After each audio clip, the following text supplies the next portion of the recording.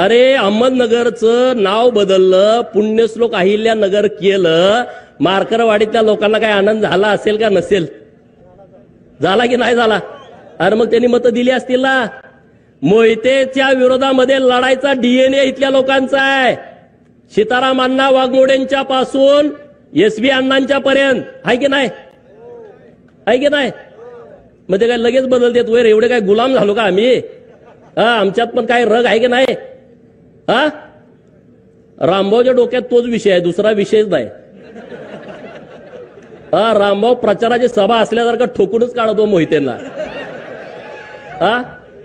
अरे रामभाऊ सारखा पोरगा, माझ्यासारखा पोरगा, हे भाजपमुळे आमदार झालो आम्ही. आम्हाला केलं असतं का सांगा? आम्हाला आमदार केलं असतं? अरे आमची शिफारस करायला माणूस नाही. जी कोण जाईल ते उलटच सांगते, जी कोणी जाईल ते उलटच सांगते. मला सदाभाऊला मी, आम्ही दोघच आहे. सदाभाऊला म्हणतात गोपीचंदला कशाला नादाला लागतोय, मला म्हणत नाहीत, त्याला माहित आहे. अरे बाबांनो, रामभाऊने एक विषय मांडला की रणजितसिंह मोहितेंनी राजीनामा द्यायला पाहिजे. खरंच त्यांना जर लाज वाटत असेल ना,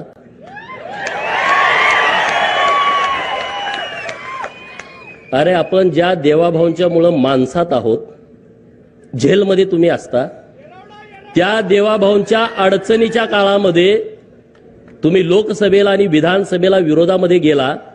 नितेश राणेंचं टाळ्या वाजवून जरा अभिनंदन करा. मी एक कहाणी तुम्हाला सांगणार आहे.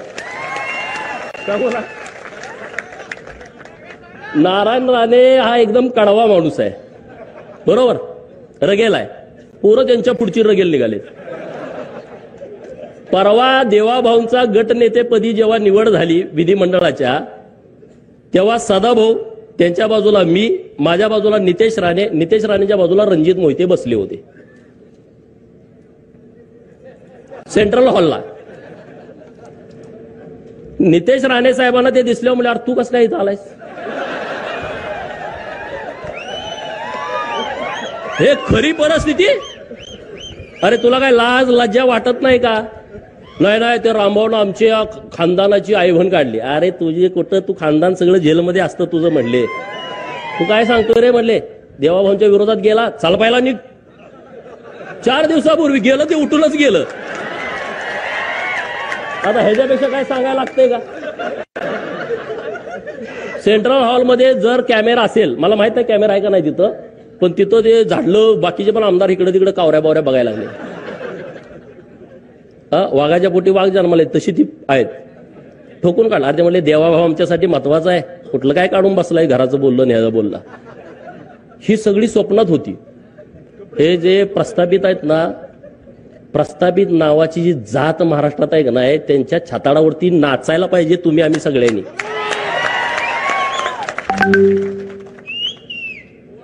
नाचायला पाहिजे का नाही पाहिजे? त्यांना असं वाटत होतं की आता आपलं कोण तर सरकार येते ना, आम्ही असं करून तसं करू. आता इतकी मऊ आलेत. जयंत पाटलाचं कालचं सभागृहातलं भाषण ऐकलं का? 2019ला देवाभाऊंना पुन्हा येईन ह्याच्यावरती असा डिवचत होता का नाही?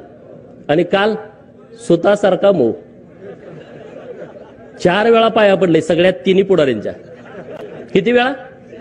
जयंत पाटील वाटतंय ना, 4 वेळा लाचार झाले. मोहिते किरकोळ आहे हो, किरकोळ म्हणजे तुम्हाला माहित आहे किरकोळ झालंय ते, पूर्वीसारखी परिस्थिती नाही. त्यामुळे जास्त बोलण्यात काय पॉइंट आहे असं मला वाटत नाही. कारण ह्या लोकांची सवय काय, आमचं पोरगं जरी जन्माला आलं तर ते आमदार झालं पाहिजे. आणि आम्ही किती बी इकडं 20-20 वर्ष काम केलं. त्यांचं काय, ह्यांना लॉटरी लागली म्हणते. अरे लॉटरी? अरे आमच्या अंगावरती अजून पोलिसांनी मारलेले वळ गेले नाही 2007, 8, 9चे. ह्या जयंत पाटलाला मी जेव्हा अडवलं होतं तेव्हा आमच्यावरती लाठीचार्ज झाला होता. ती पोलिसाकडं प्लॅस्टिकचे काटे ना, पोलिसाकडं लय वाईट आहे. ते मारल्यानंतर 1 तासानं कळतंय कातड गेले, आधी कळत नाही.